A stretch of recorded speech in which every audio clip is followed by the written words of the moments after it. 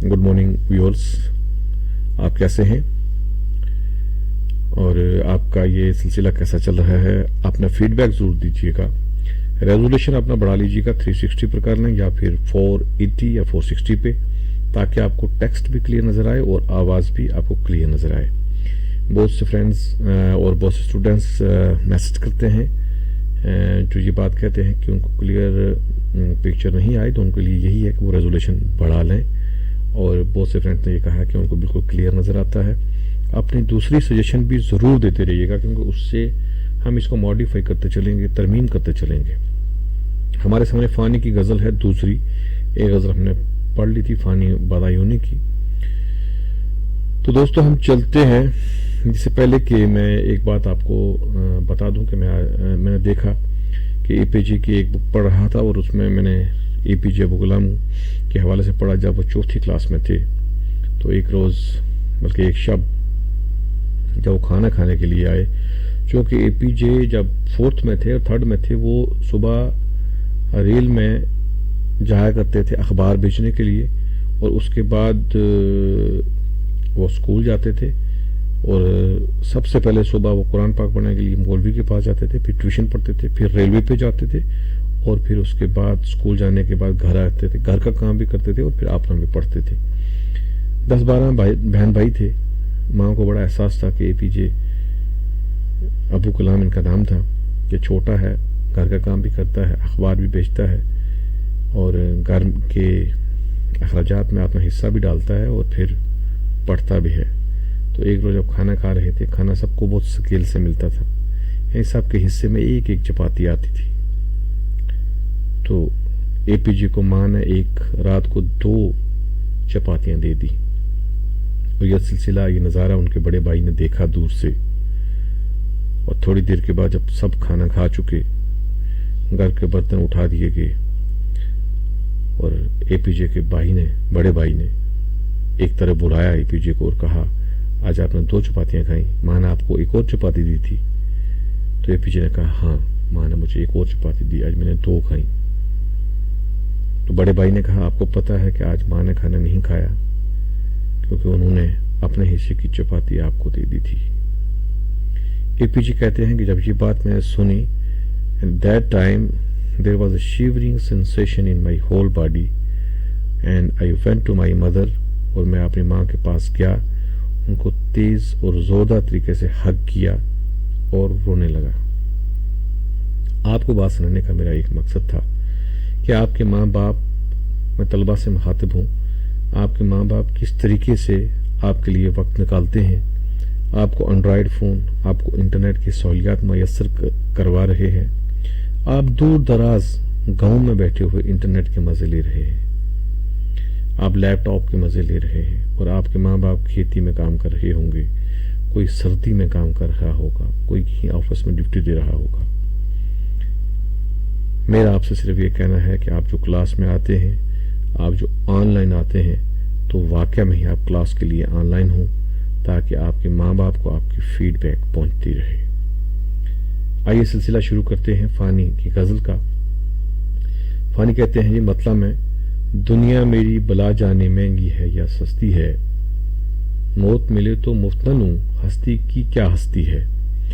अब देखिए कि मतलब में हस्ती की क्या हस्ती, हस्ती 2 बार इस्तेमाल हुआ है, दोनों बार इसके माने अलग हैं। एक बार हस्ती के माने आ गया दुनिया, ये दुनिया की हस्ती, ये दुनिया आबादी, और दूसरी तरफ हो गया इसके हम लगे औकात। जैसे हम कहते हैं भाई आपके सामने हमारी क्या हैसियत है, या फलाने शख्स के सामने हमारी क्या हैसियत है, क्या औकात है।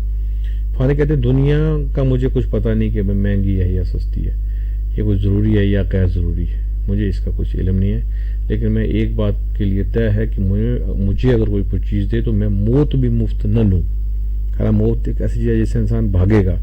मौत के लिए बंदा बोलेगा जी मेरा सारा कुछ ले लो, ये कहता नहीं, मुझे मौत भी मिलेगी, मैं इतना बागयूर हूँ कि मैं उसका बदले बोलूँगा भाई ये चीज़ लेके चला जा।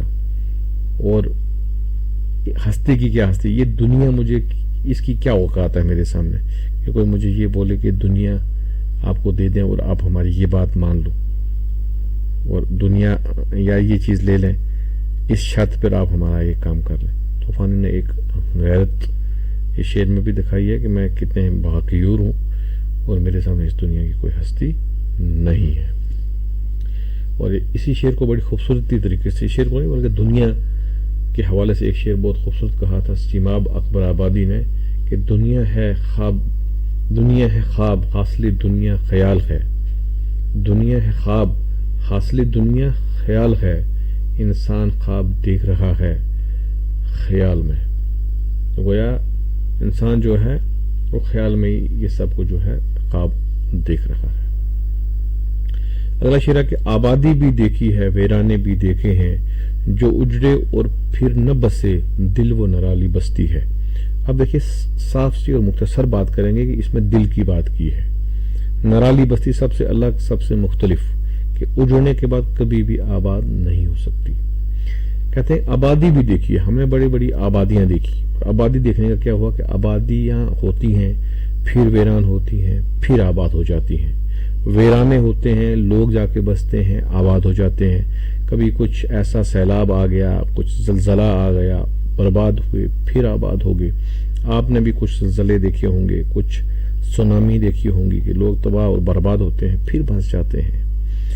لیکن دل ایک ایسی بستی ہے کہ یہ ایک بار اجڑ جائے اور پھر کبھی بھی یہ واپس جڑ نہیں سکتا.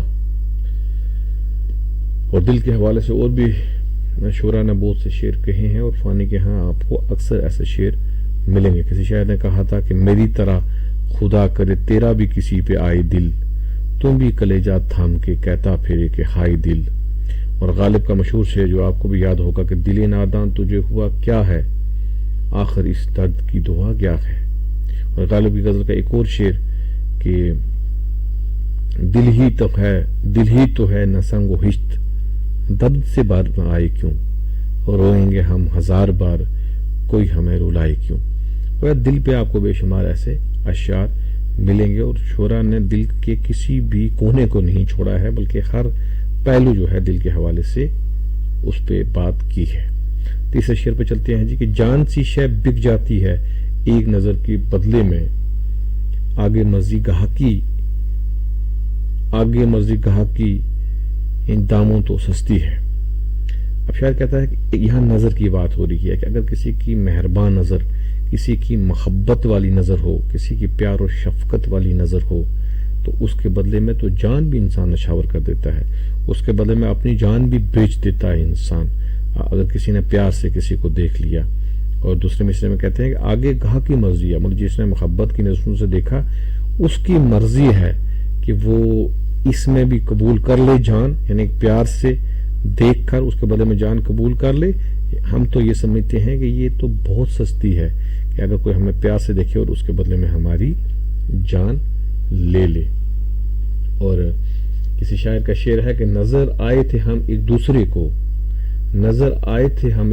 کو زمانے کو نظر آنے سے پہلے.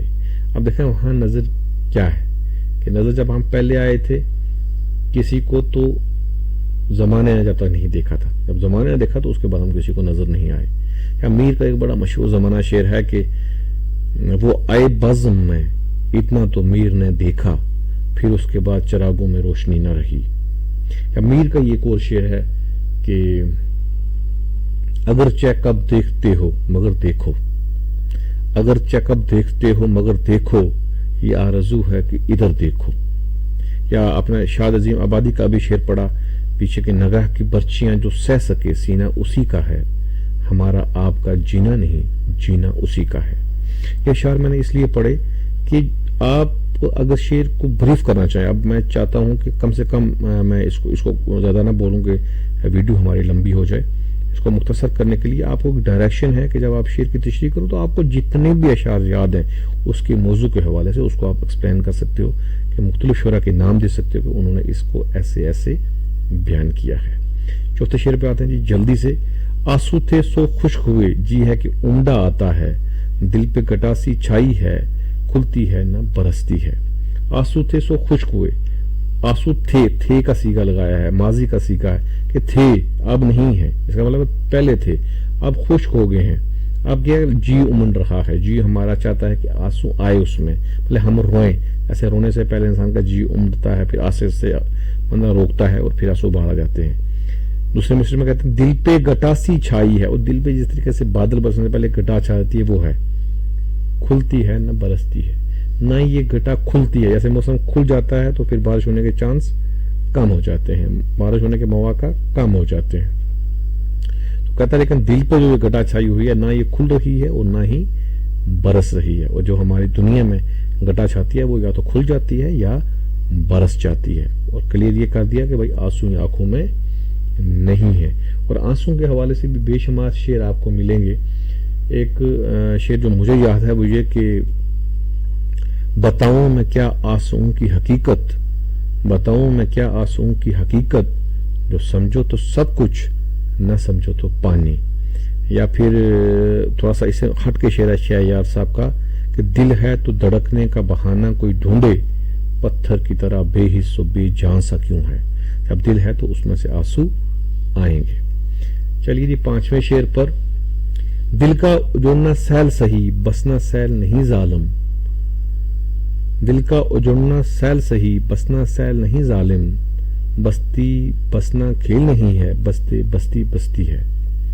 फिर दिल की बात हुई है कि भाई दिल एक बार उजड़ जाए तो बड़ी आसान सी बात है, शीशा टूट जाए तो बड़ी आसान सी बात है। और यही दिल का ये है कि भाई ये उजड़ तो आराम से सकता है, छोटी सी बात कर दी, किसी के साथ आपने रुखी बात कर दी, बेरुखी कर दी तो टूट गया, लेकिन जल्दी जल्दी ये मानने वाला नहीं है, बसने वाला नहीं है।